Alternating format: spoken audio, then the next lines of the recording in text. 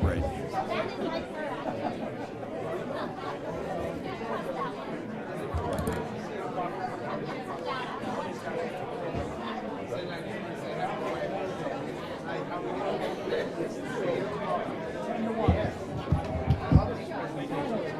Hello, folks. We're going to get started in 1 minute.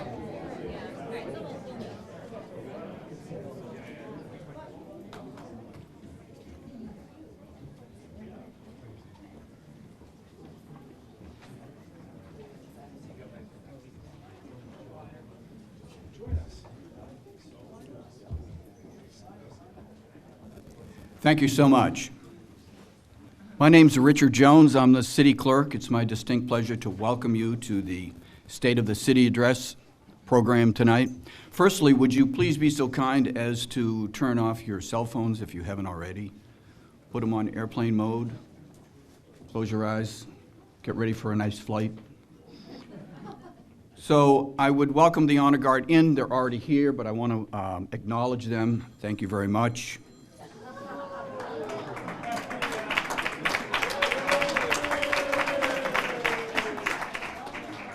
They usually call someone right when they're being introduced.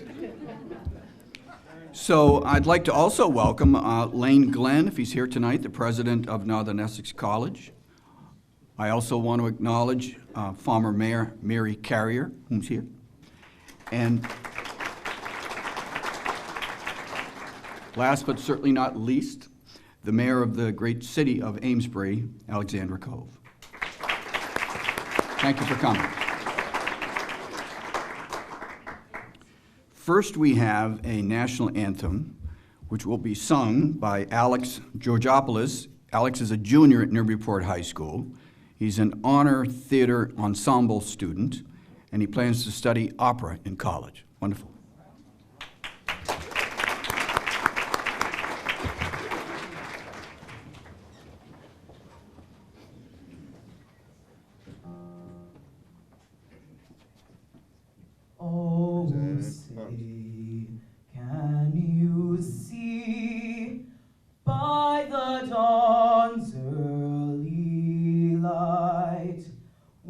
So proudly we hailed at the twilight's last gleaming, whose broad stripes and bright stars through the perilous fight o'er the ramparts we watched were so gallantly streaming, and the rocket's red glare, the bombs bursting in air, gave proof through the night that our flag was still there.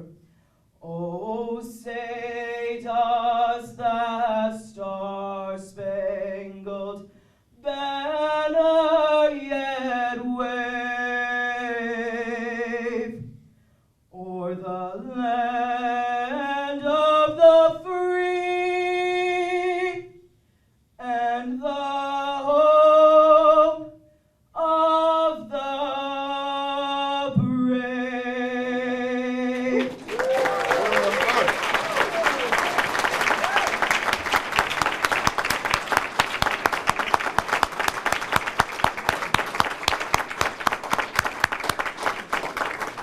Alex, that was fantastic. Carnegie Hall, here we come. Next, we have the Pledge of Allegiance, which will be given by 5th grade students. They are in Mrs. Volpone's class in the Edward G. Moreland School. They are Violet Aldrich, Lily Curtis, Anya Ibrahim, Audrey Pachulian.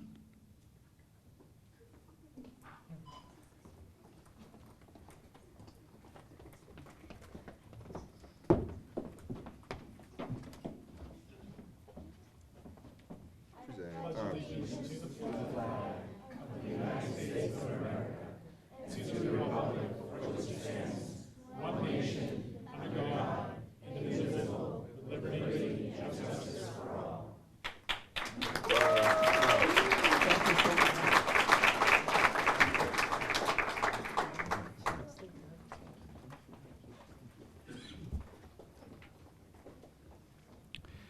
We'll now hear from Major Todd Hughes from the Newburyport Corps Community Center, and he's with the Salvation Army. Major.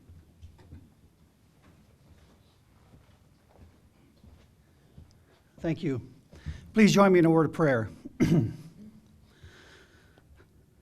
Gracious Heavenly Father, we thank you for this day. We thank you, Father, for this event. And we thank you, Father, for this wonderful community in which we live. We thank you for its rich heritage. We thank you for those who have come before us to help make it into the community that it is today. We thank you, Father, for what it means to each one of us, whether we have a history of generations of family members who have lived here, or whether we're a first generation who have just moved into this wonderful place. We call it home. And the reason we call it home is because there's a feeling of family, a feeling of support, a feeling of belonging. And that's what makes this such a great place to live. And we want that feeling to continue.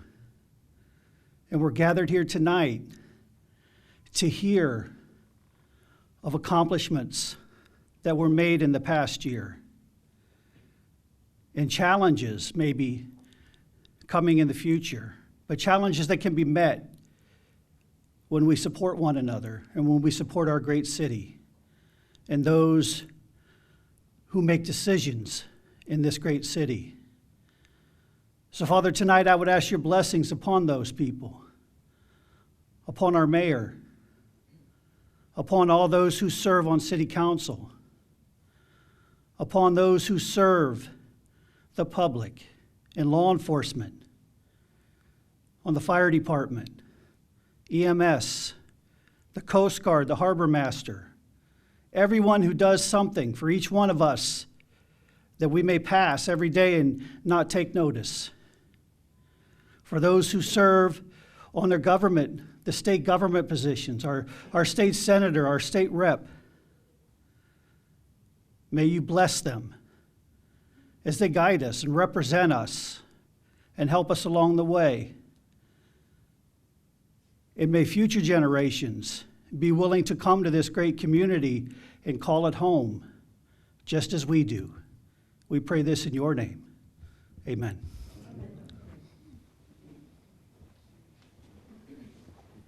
Left face. Forward mark.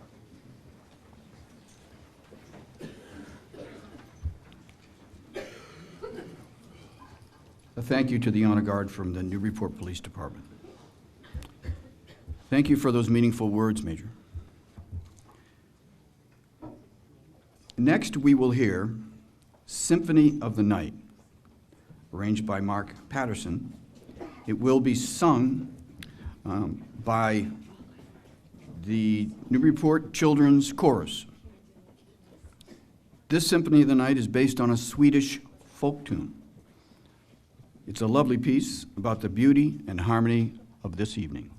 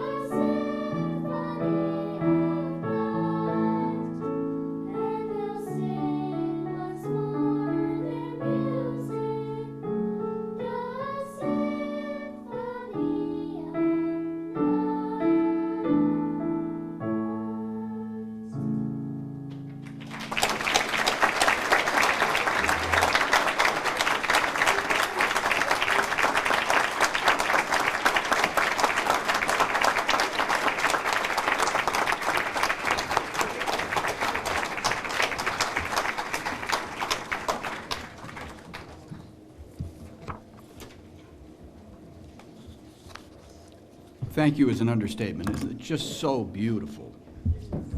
Once again, I don't want to ruin it with my voice, but I have to say a few things. But luckily, I have the great honor to introduce our very popular, very likable State Senator, Donna DeZoglio. No, I'm not the one.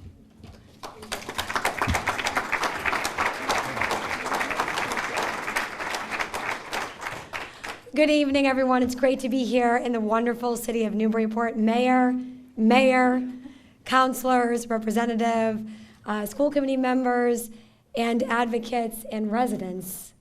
We thank you for coming out tonight to this very important occasion to hear the state of the city from our beloved Mayor Donna Holliday.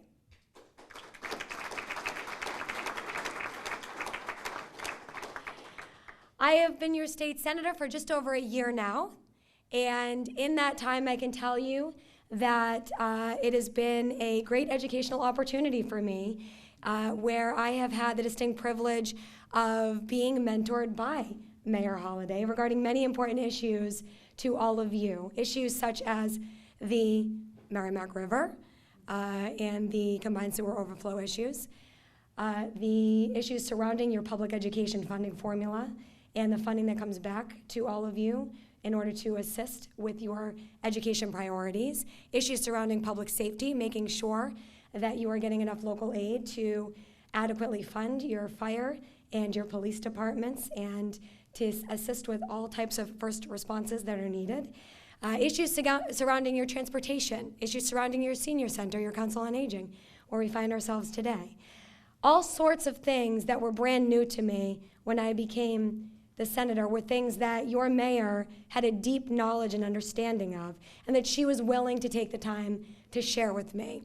And because of that willingness on the part of the mayor and the other elected officials that are in the room, I was able to do the job that you all elected me to do to the best of my ability and advocate effectively alongside my colleague in the House of Representatives to secure the necessary funding for many important projects and to pass pieces of legislation that were very important to this community.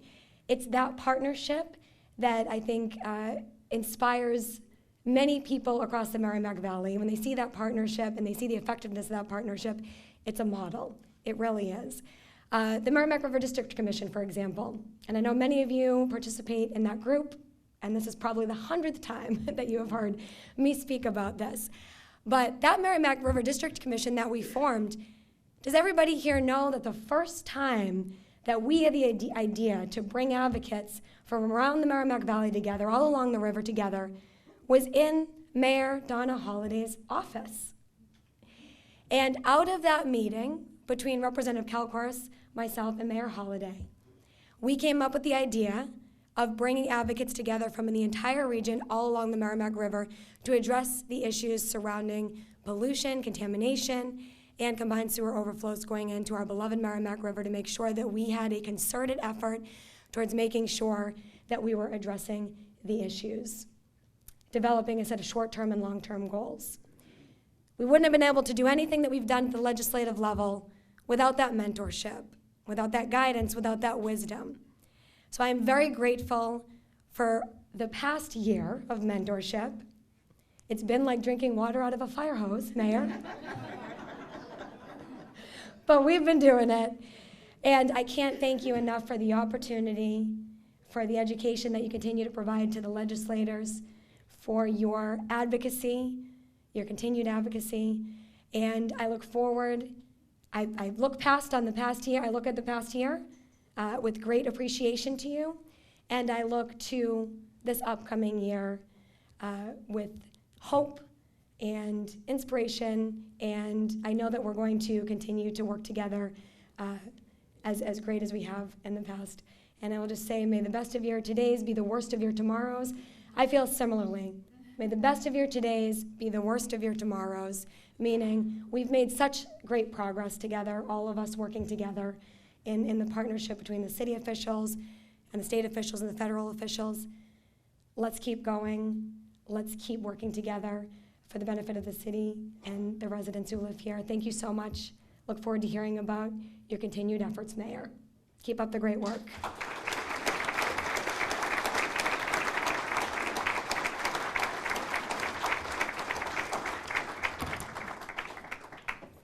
Thank you so much, Senator, and we look forward to working with you for years to come, I'm sure.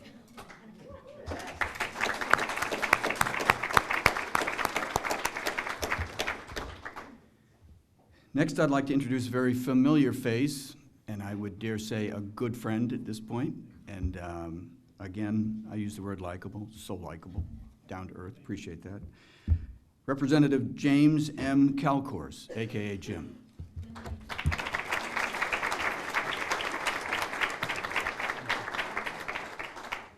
Thank you, Mr. Clerk, and I just want to start out by thanking all of you from the city of Newburyport for the wonderful opportunity and privilege to serve you in my capacity as a state representative for the 1st Essex District. I have the great privilege also of working with Councilor Eigerman, the rest of the city councilors, Council President Eigerman, I should say, and in addition to working with Mayor Holliday. This is my 6th State of the City address here in the city of Newburyport. And I'll tell you, today is a day that you think Mayor Holliday would be thinking about what she's going to be talking about, all the things that she's going to say when she's up here at the podium addressing the city of Newburyport. I think it was late this morning, I got a text message from you. She's concerned. She says, I've been reading the State House News Service and I want to know the status of a couple of our bills. And I said to Kelsey, my legislative aide, I turned right away and I said, we've got to answer Mayor Holliday. Mayor Holliday wants some information on these important bills. We've got to make sure we get her that information, and we did. My point is that she is on top of things on behalf of this city. She does an amazing job. She has a work ethic like no other. She is very in tune with the needs of the community, whether it be a youth services building that she wants to make sure that the students of the school system have accessible to them right across the street.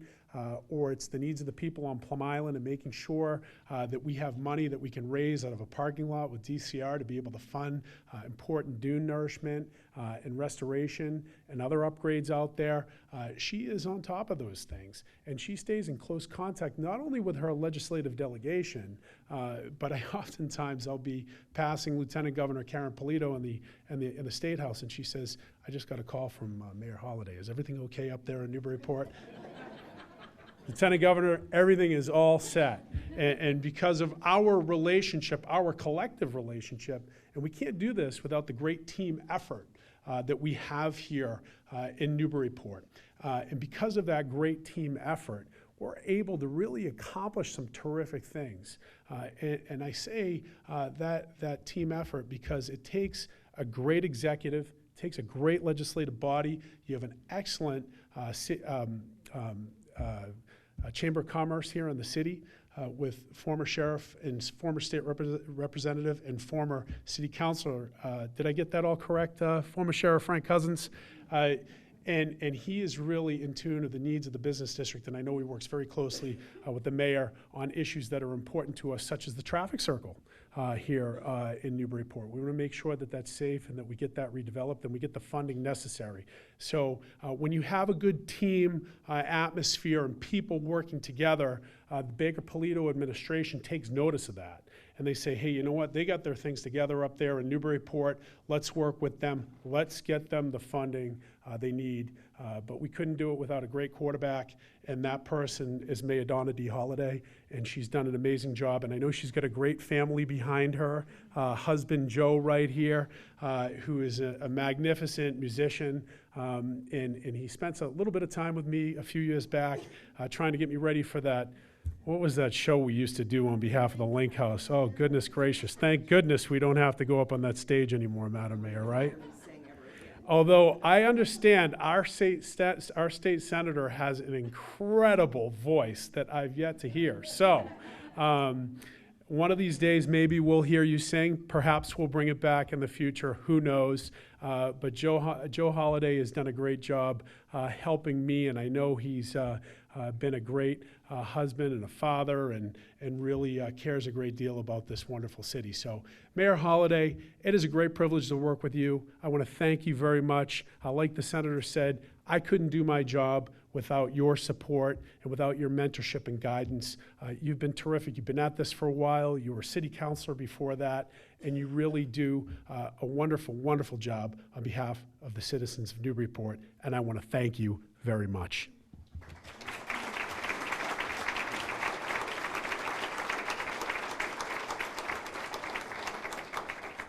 Thank you, Representative, very much. Next, I have the honor again of introducing the newly elected council president. I want to say, in my experience, which is a number of years now, too many, that he is a man that defines two words in my mind: competence and dedication. Now, I do work for him, so I'm going to tell you he's the most wonderful man in the world. Council President Jared J. Eigerman.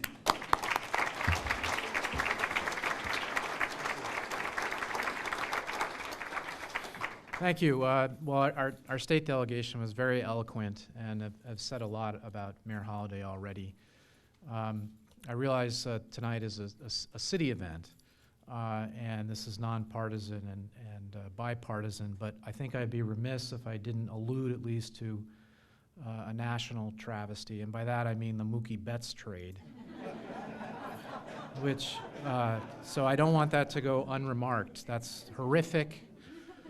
I first met Mayor Holliday 8 years ago. I was nominated to the Zoning Board of Appeal. I've worked with her on the City Council for 6 years. We've often disagreed on policy, but all of us on the council understand that her tenacity is really not something any of us can keep up with. We want to stay within hailing distance, but it's unmatched, and I admire that. I've had a good experience the last 4 weeks meeting with the mayor weekly. I think we had very productive time together. I look forward to the rest of the year that I'm serving as president and maybe beyond. And with that, I really do want to hand over the dais to Mayor Donna D. Holliday.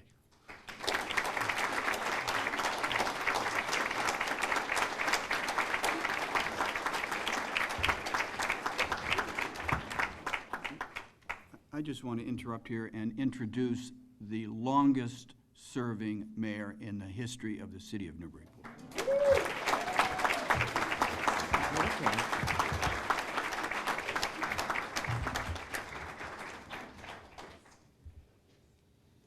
It's fine.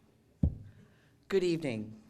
Senator DeZoglio, Representative Kelcourse, Mayor Gove, City Council President Eigerman, City Councilors, school committee members, Superintendent Gallagher, department heads, staff, residents, friends, my family, thank you for joining us tonight for the Mayor's State of the City Address.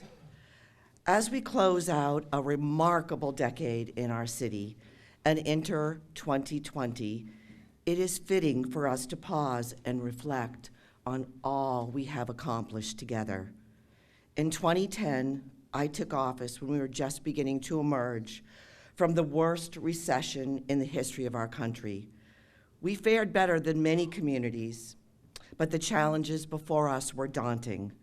Our schools were seriously underfunded, and the physical condition of our elementary and middle schools were dire. The water and wastewater plants were failing, most DPS vehicles couldn't pass inspection, and our technology dated back to the 1990s. Roads and sidewalk work was long overdue, and major needed infrastructure upgrades under these roads for water, sewer, and gas line were building. Our field spaces and parks were also in rough shape after years of deferred maintenance and a lack of a parks department. Staff morale was pretty low at City Hall because staff had not received raises in years. Cuts in state, local aid, and school funding created additional challenges and strained our fiscal resources and revenues. So we began. The first priority was to create strong leadership with department heads and organizing finance, planning, public safety, public services, and social service teams. We had stacks of studies on school building needs, a senior center, paid parking, the central waterfront, and more. And now we had to prioritize and create a plan to address these long-standing needs. Capital planning began in earnest in 2011, resulting in the development of a 5-year comprehensive capital plan that is updated yearly. The importance of the CIP was incorporated into our new city charter. The highest priority was our schools. With the support from our legislators, we finally were accepted into the Mass School Building Authority and became the first municipality to have 2 school projects in the pipeline, a new elementary school and major renovations to the Knock-Mullen. The MSBA would cover approximately 50% of the construction, and we needed support of the community to fund the balance of the $35.7 million Bresnahan and $26.9 million Knock-Mullen projects. A debt exclusion vote was needed, and Port Pride emerged with hundreds of volunteers to educate residents regarding the needs of our schools. Forums, rallies, coffees, and neighborhood meetings were held throughout the city. Yet we couldn't neglect our seniors any longer, who had been attempting to site and build a senior center since 1968. They had been operating for 2 decades out of a small office at the Salvation Army, with satellite programs offered throughout the city. Our dedicated director, where is she? Roseanne Robelade.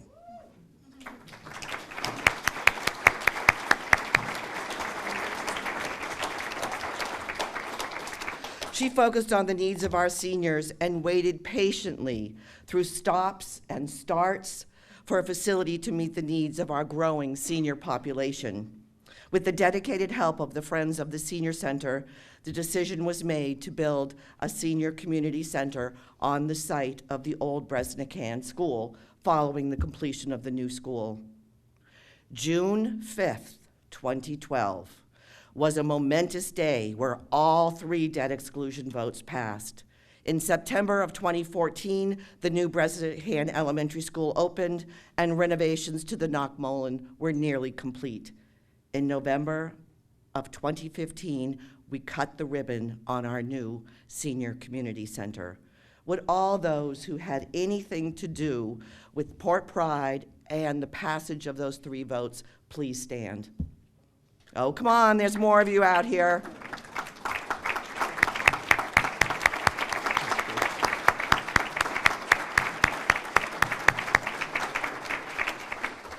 Renovations and major upgrades were also underway at the water plant and wastewater treatment facility, providing new facilities and state-of-the-art SCADA technology. Our city is very fortunate to have Chris Pratt. Is he here? There you are. Our chief operator at the wastewater treatment facility, and Tom Cusick.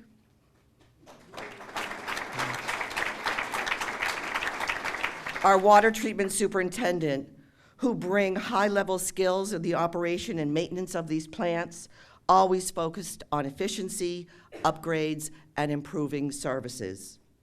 And finally, the wastewater treatment facility odors that plagued the South End neighborhood for years have been addressed, and it has been well over 2 years since the last odor complaint.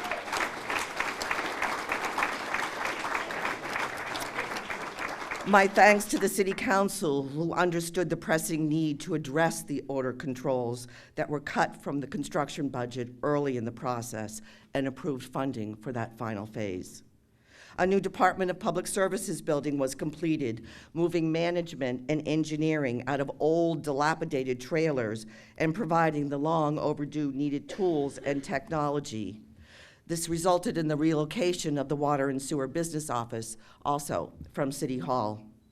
DPS encompasses highway, water, sewer, under the management of Tony Fernari.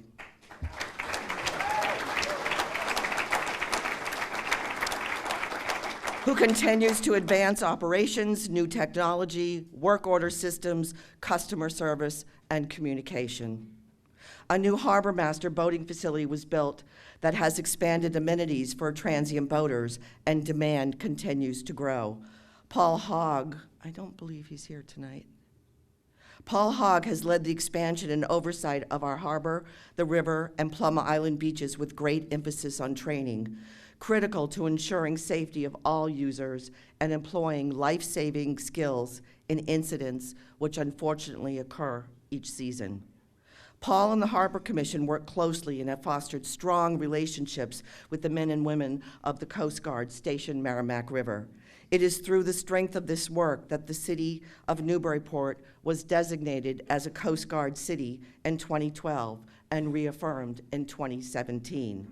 The celebration was kicked off with a Maritime Ball award ceremony with Rear Admiral Daniel B. Abel and the U.S. Coast Guard Marching Band and our Yankee Homecoming Parade. Paid parking was introduced with resident stickers to develop a new and successful revenue stream to fund downtown projects.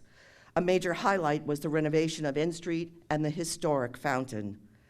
There are numerous reasons to recognize Richard Jones, our city clerk, for all he contributes to our city and running one of the busiest offices and supporting the work of the city council and running elections. Under his management, our paid parking system continues to thrive. Woo!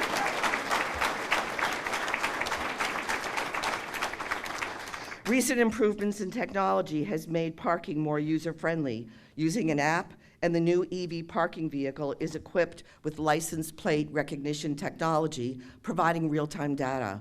We anticipate greater use of this versatile system with local businesses and their clientele, as well as capturing data on visitors and tourists to our city. As we looked at the status of our parks, it was clear that the outstanding efforts of the Volunteer Park Commission was insufficient for the level of maintenance and upgrades needed. A Parks Department was launched in 2012 and continues to work closely with the Parks Commission to upkeep our 24 parks and expanding rail trail system. We now have a full-time parks administrator, Lise Reed,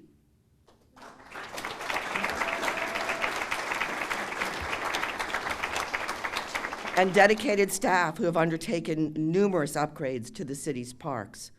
Our field spaces were also in poor shape, again due to years of deferred maintenance, and our award-winning teams and community deserved better. The long-delayed multi-use turf field at the high school was completed with the generous support of our community preservation funds and the Institution for Savings. It was a magical night on November 25th, 2015, when we dedicated the James T. Stalin Field to a packed stadium. The following day on Thanksgiving, the first Thanksgiving football game was played. And to this day, Amesbury can't win on turf. Sorry, Jim.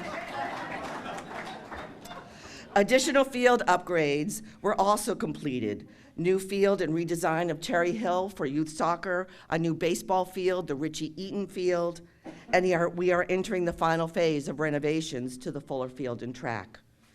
Our Clipper Rail Trail Phase 1 opened in May of 2010 with great fanfare.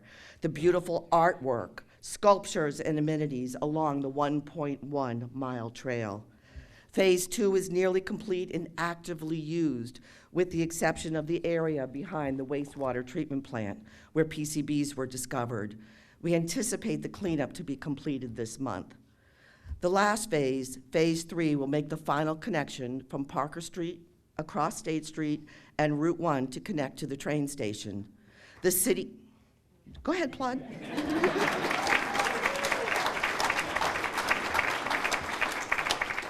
The city was recently awarded a $400,000 Complete Streets grant to advance this important connection and coordinate our work with Mass DOT Highway in the redesign of the Route 1 rotary.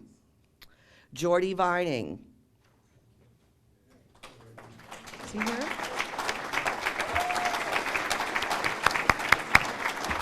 Our senior project manager has led many projects in the city, including the Senior Community Center and the Harbor Master facility.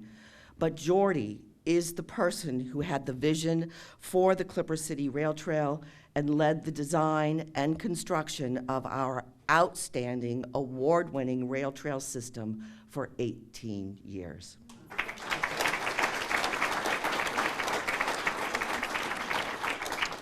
One obstacle to our regional trail network was how to connect Newburyport, Amesbury, and Salisbury rail trails. Leaders of these three communities came together and worked tirelessly, negotiating through 3 changes in state secretaries of transportation to see the construction of a shared use path along the Whittier Bridge project. The $299 million bridge replacement was important to improve safety and upgrade the future transportation corridor while connecting our rail trails. In September of 2015, we created our first smart growth district adjacent to the MBTA train station and look forward to the completion of Minco's 2 residential unit complexes that will provide 168 much-needed rental and affordable housing. A new lift station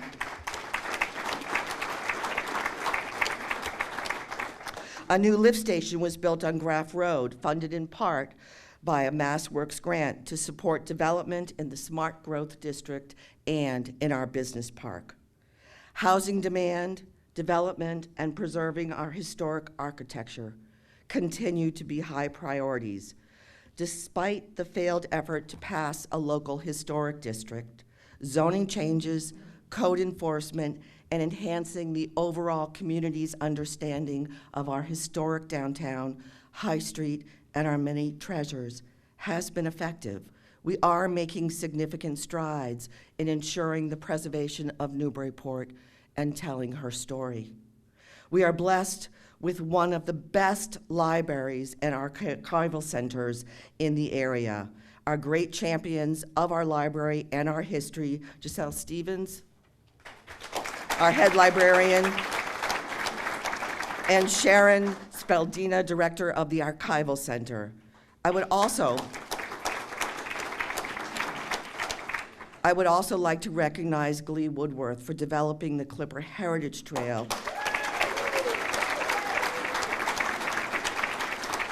and her many community presentations of the history of Newburyport. In furthering our efforts to create comprehensive and consistent rules for development and protections for our city, significant time and energy has been dedicated to the revision of our zoning. Thank you, Andy Port, Planning Director, Bonnie Sontag, Planning Board Chair, and Councilors Barry Connell and Jared Eigerman for your leadership on the zoning working group.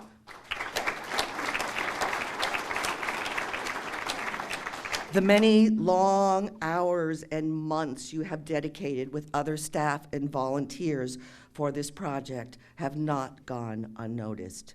We look forward to the upcoming final draft. Yes, all 300 pages. Not only has Andy Port led the zoning rewrite, but he has strengthened our planning department, providing improved customer service and relationships with developers, boards, and consultants. Andy, with leadership roles of many department heads, staff, and dozens of community volunteers, completed a new master plan in 2017. This comprehensive plan establishes long-term policy recommendations for the future of Newburyport, including land issues, transportation, facilities and services, the economy, education, and the environment, and will guide our city for the next decade. We are working on meeting to update the community on the progress we have made in these 13 key strategic areas. Our target date is April. It is also important to recognize the work of our building department under the leadership of Peter Bennett for the past 4 years. Peter and staff have developed positive working relationships with all planning divisions and work closely with our zoning enforcement officer, Jennifer Blanchette, in ensuring quality and compliant development is built in our city. I will confess I was initially resistant to the addition of a zoning enforcement officer, and I recognize Councilor Eigerman and members of the Preservation Trust for your advocacy. It has been a significant addition to our planning and development process. Demand for housing in our city is at an all-time high, pushing property sales to levels we have never seen. I recall when the first home sold for $1 million. Now it is common. Newburyport is clearly on the map and no longer an exit sign that people pass on their way to Portsmouth and Portland. This is a double-edged sword. As our property values soar and gentrification occurs, we must be cognizant of seniors and others on fixed incomes and those who struggle paycheck to paycheck. Our neighbors' table identified over 15 households in our city facing food insecurities. Our senior work program assists 50 seniors who volunteer in various ways throughout the city for a reduction in their property tax. We hope to continue to expand this important program. Our veterans are well served by our Veterans Service Officer, Kevin Hunt.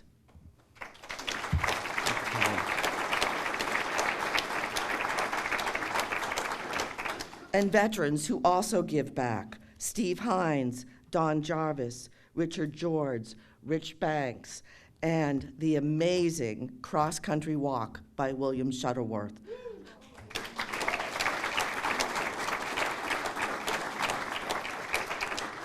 He had wanted to be with us tonight, but no, he's in Puerto Rico helping to build homes.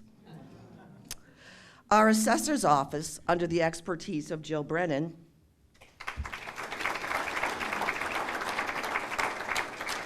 leads staff who work diligently to address all property tax concerns, provide information on abatements and special population benefits, but we know greater relief is needed.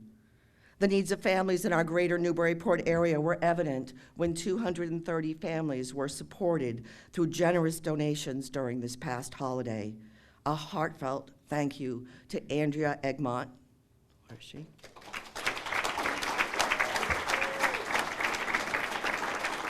And her staff and volunteers for not only this wonderful event, but for all you do every day for the youth in our city. Youth thrive. It's important to also mention a side of youth services that goes beyond all the well-developed programming for our youth, the Beacon Coalition. This coalition arose following a series of youth tragedies and was supported through a 10-year federal grant, Drug-Free Communities. Through this past decade, we have created an asset model for understanding youth development, developed collaborative prevention and education programs, and strengthened the voice of youth in our community.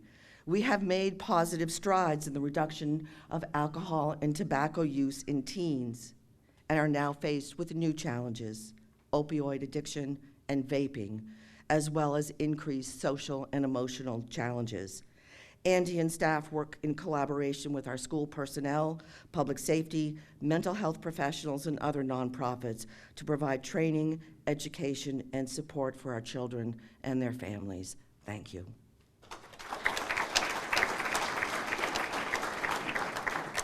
Our police department, under the leadership of Marshal Mark Murray,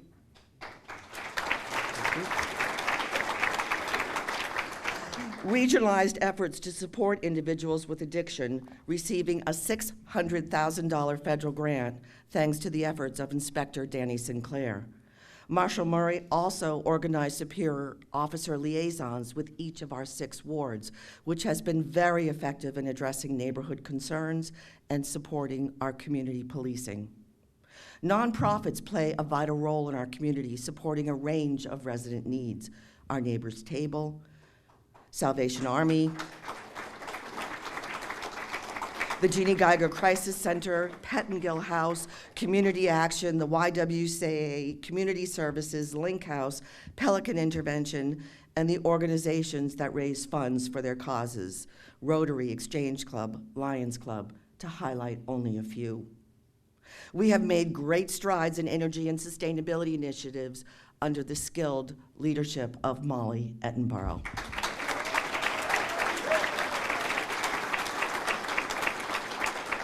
Newburyport became a designated green community in 2010, resulting in annual state grant awards totaling over $800,000 to date. This program, that you can plug. This program continues to fund municipal building upgrades and aided in the purchase of our street lights and conversion to LEDs. We are also fortunate to have the expertise of our Energy Advisory Committee, chaired by Mike Strauss, that continues to move our city forward in energy efficiencies.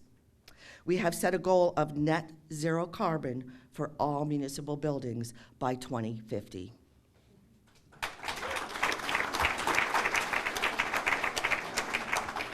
Molly has been working closely with Frank Giacalone, our health director.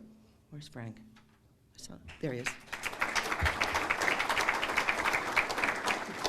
And Board of Health in advancing efforts to manage the increasing challenges of waste and recycling. Thank you all who sit on the ad hoc waste stream task force. We have significant financial challenges with rapidly increasing tonnage charges and recycling. We need to work together to find solutions. Frank also oversees important programs for our residents, including flu clinics, Nourish the North Shore, new mothers visiting programs, and emergency infectious disease protocols, to highlight a few. Landfills are also under the purview of the Health Department.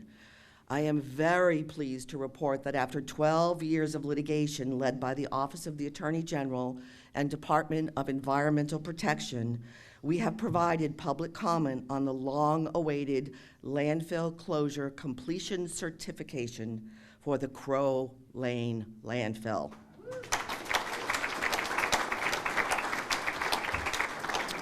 This horrific project impacted the lives of residents in the surrounding neighborhoods for years. We're finally reaching closure. Climate change and storm surge have provided and will continue to provide significant challenges to our city, and especially Plum Island. I do not think anyone will forget the winter of 2015, 10 feet of snow in 6 weeks. We lost a major part of the air vac system, sewer system on Plum Island, and evacuated approximately 180 people. Jamie Tuckalo.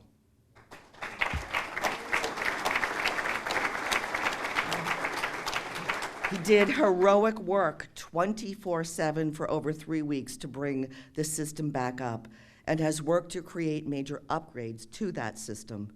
Jamie now serves as our Deputy Director of DPS and continues to develop important new technologies.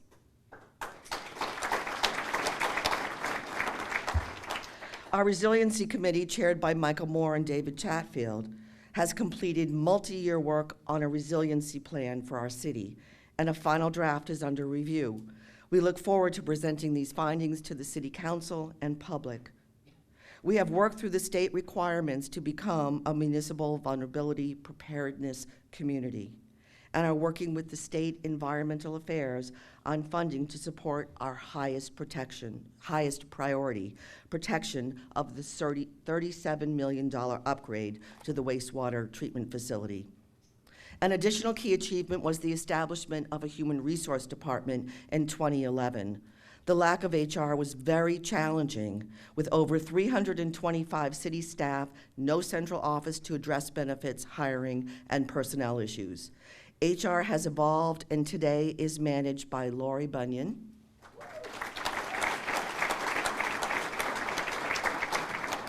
who has moved this department forward, creating more effective and efficient services and resources to support our workforce. The Newburyport School District was in crisis in 2010. Not only the physical status of buildings, as mentioned earlier, but we had experienced devastating budget cuts, resulting in the loss of programs and teachers, the closing of the Kelly School, the loss of our neighborhood school model, and a high turnover of superintendents and management. We slowly rebuilt our district, restoring programs and teachers, developing new leadership teams, enhancing professional development, completing a new strategic plan, and shifted more funding and resources to our schools. In 2010, the school budget allocation was 0.5% of our operating budget. I repeat, 0.5%. but with careful planning, this allocation has steadily increased to 46.5%.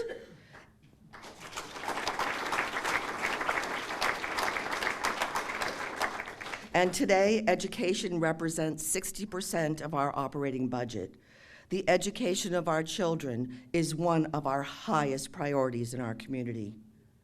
Superintendent Sean Gallagher joined our district a year and a half ago and immediately made an impact addressing long-standing needs and issues, including the implementation of later start time to begin in the fall of 2020, reestablishing strong teacher leadership teams at each of our schools, and enhancing student leadership and voice, exemplified through the Anti-Defamation League World of Difference, student councils, the Clipper Crew, and Interact Club, to highlight a few.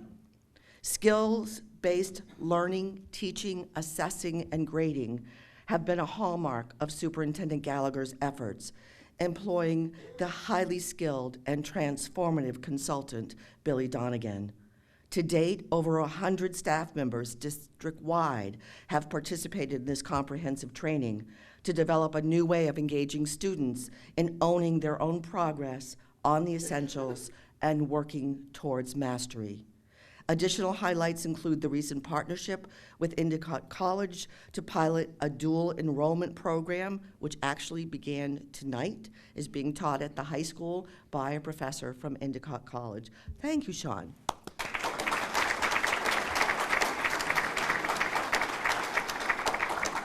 This tuition-free course will be funded once again by our incredible partner, the Newburyport Education Foundation. We are working on development of cultural awareness through the One World Sister City School Pairing Program between schools in Newburyport and Khartoum, Somalia. We have struggled to bring a robust world language program back to the district and have slowly restored programs in the middle school. The alignment of world language programs at both the middle and high schools is in the process with the national world language standards.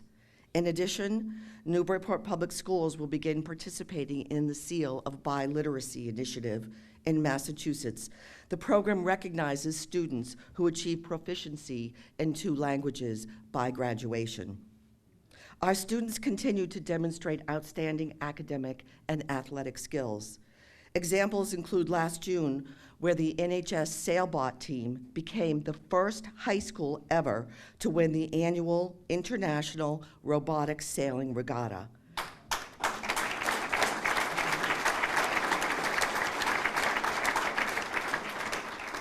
They were competing with colleges. This is really huge. Newburyport will be hosting the event this year. The Real World Design team recently placed first in the state competition and will head to the nationals in the spring. And last fall, the boys cross-country team won state championship.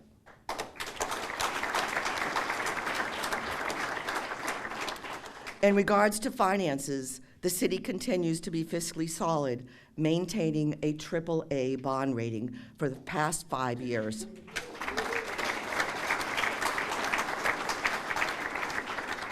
And the recipient of the prestigious Government Finance Officer Association's Distinguished Budget Presentation Award for the past 7 years.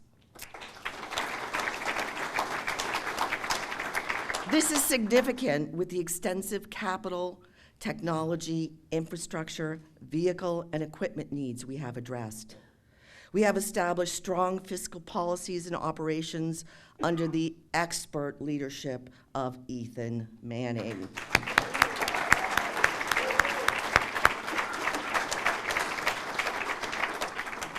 He receives assistance on our finance team with Julie Lengerin, our treasurer, Joe Brennan, assessor, Nancy Lysick, school human resource and finance manager, Lori Bunyan, human resources, Julie Spur-Knight, water and sewage business manager, and Matt Coogan, chief of staff.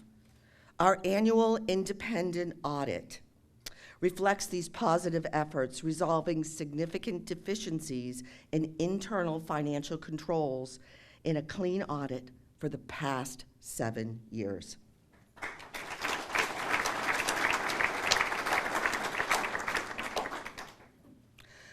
Our other significant financial accomplishments include $182.5 million on capital projects, again, while maintaining a AAA bond rating. $72.6 million awarded in grants. Thank you, Nancy London, our grant writer, for this extraordinary work.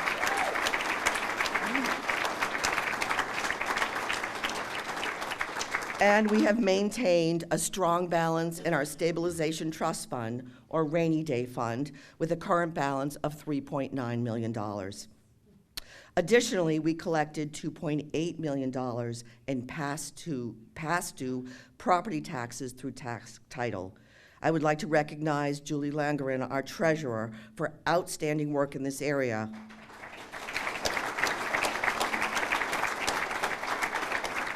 We now have 99% compliance rate in property tax collections, the major revenue source for Newburyport.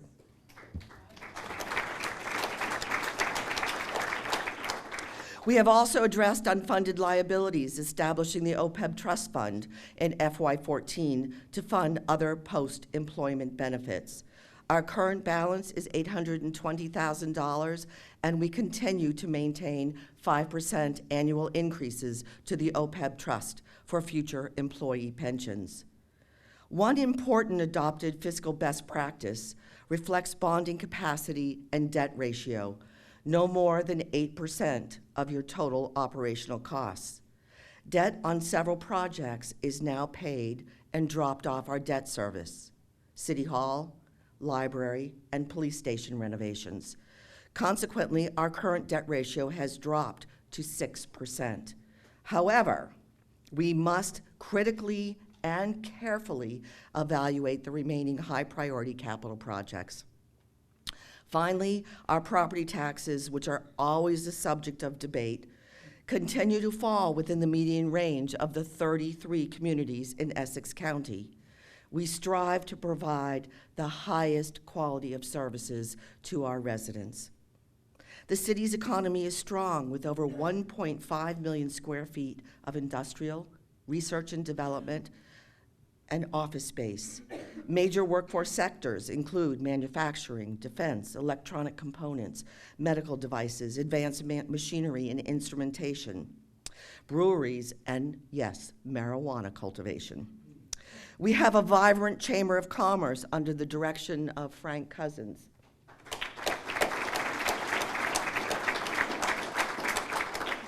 That continues to work collaboratively with the city to support our workforce and businesses.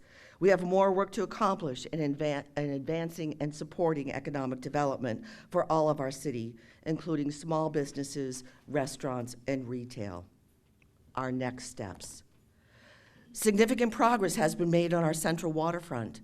After decades of surveys, debate, and litigation, we opened the garage and intermodal facility last May, a critical step for the removal of spaces on the waterfront. In April, a home rule petition was filed with the legislature to dissolve the Newburyport Redevelopment Authority. With the assistance of Senator DiZoglio and Representative Kelcourse, it is in the third reading committee, and we anticipate passage shortly. We look forward to advancing the development of additional open space and parkland. This land will be protected in perpetuity as park space.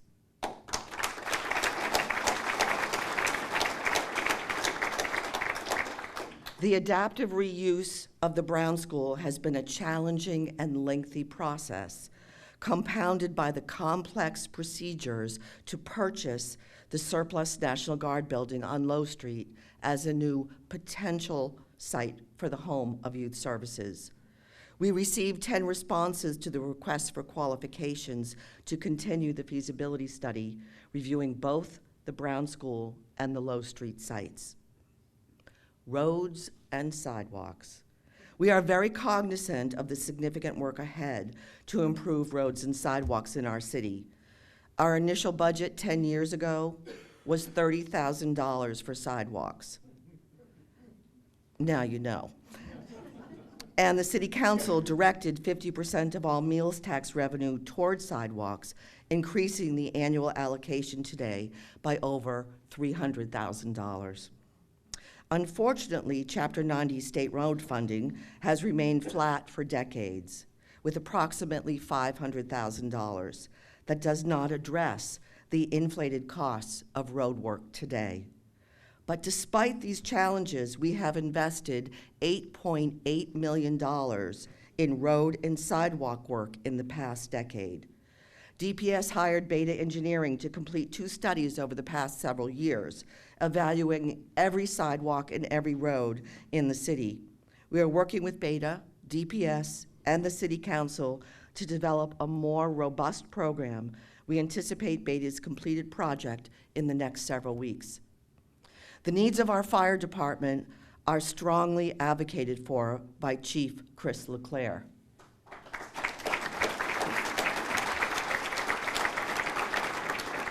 Under his leadership, SOPs and new management structure and responsibilities were created. Training has increased in all department personnel, our EMTs. We have purchased 2 new pumpers, a ladder truck, and acquired a surplus fireboat.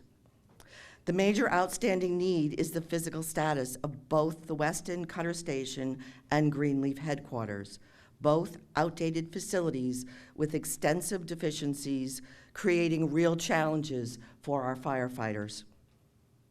We began a feasibility study of the Cutter Station, but quickly became aware of the site constraints and mounting costs. We are looking to evaluate an additional site on Route 113 across from the Park and Ride, on city-owned land. This process will continue to involve Chief LeClaire, our firefighters, city councilors, and once again, led by Jordy Vining. Public input is always a component of any development project. We have made great advancement in technology under the management of Mark Kavanaugh, IT Director. Where is he? Hardware and software upgrades, installing fiber to connect all municipal buildings, and maintaining high vigilance in cybersecurity. We are also in the final stages of negotiating permitting software and have created new apps for monitoring fats, oils, and grease entering our infrastructure, as well as apps for snow operations and monitoring the sewer and water system on Plum Island. Additionally, we are increasing our social media presence with an active Facebook and Instagram pages, and in the process of revamping the city website. The Greater Newburyport Hub began providing additional coverage of Planning Board and Zoning Board of Appeals meetings, and you may find these posted on their YouTube site. A very significant issue that has united legislators, municipal leaders, nonprofit, residents is the problem of CSOs, combined sewer overflows. CSOs occur when capacities at wastewater treatment plant cannot handle the stormwater and sewage quantities. This occurs with varying levels of precipitation and results in discharges of sewage and bacteria into the Merrimack River. As an end user community on the river, I have been very vocal in raising awareness of the seriousness of this problem and its impact to our river users as well as our beaches.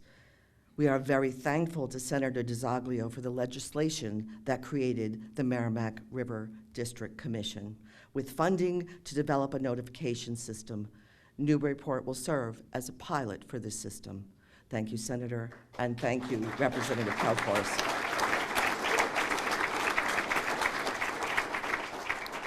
Finally, we have a major development before us on Waterfront West, proposed by New England Development. I am grateful to Andy Port. I don't think we applauded for you yet. Stand up, Andy.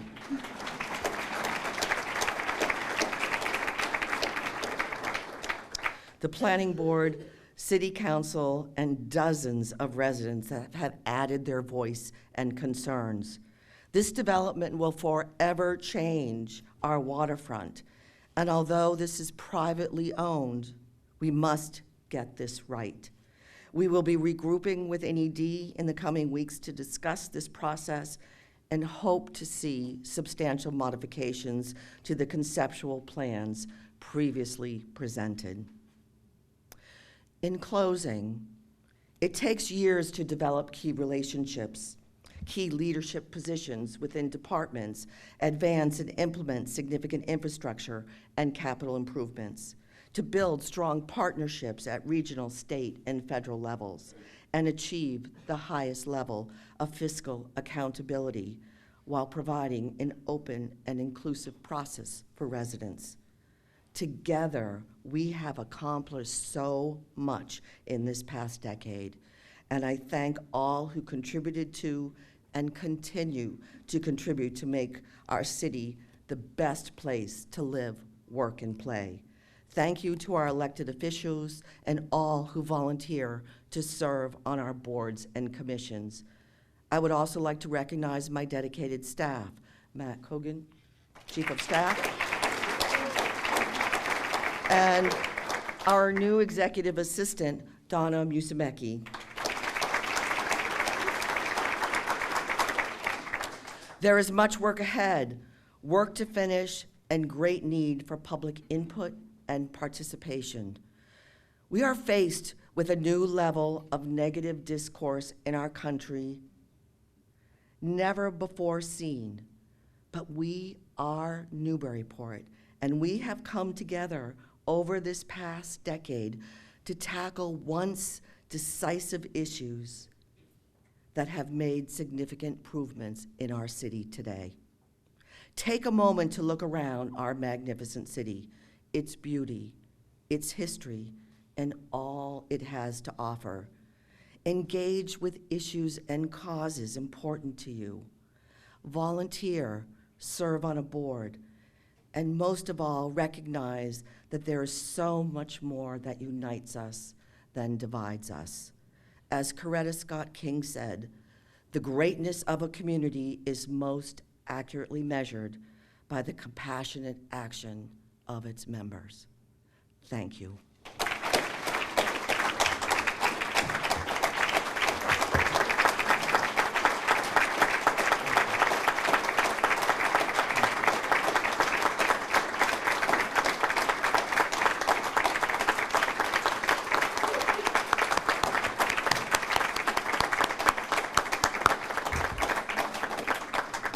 Thank you, Mayor. Without any further ado, that's it for this evening. Thank you so much for coming. Appreciate it. Have a safe trip home.